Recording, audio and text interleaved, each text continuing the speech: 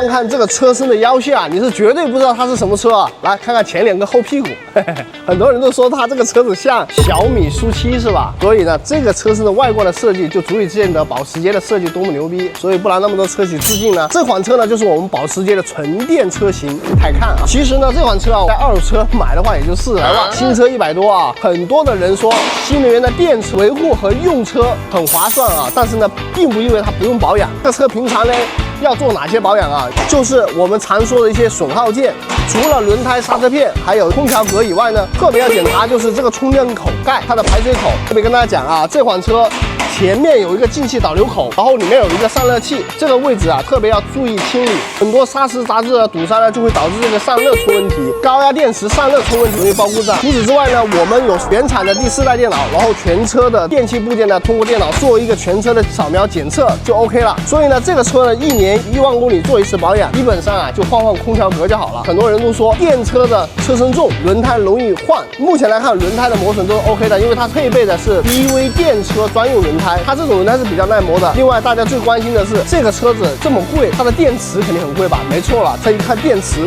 几十万啊！所以我们在保养的时候也会把车子升起来，看这个底板的附件，特别电池包下面有没有刮伤。这款车型常见的问题呢，就是一个充电模块这种，还有一个就是空调压缩泵。所以我们跟大家讲的就是平常的维护的部分，像这种车型最好是找专修厂，像我们专业从4S店出来的一个团队，对这个车型结构比较了解，平常的检查能够在故障出现之前发现问题。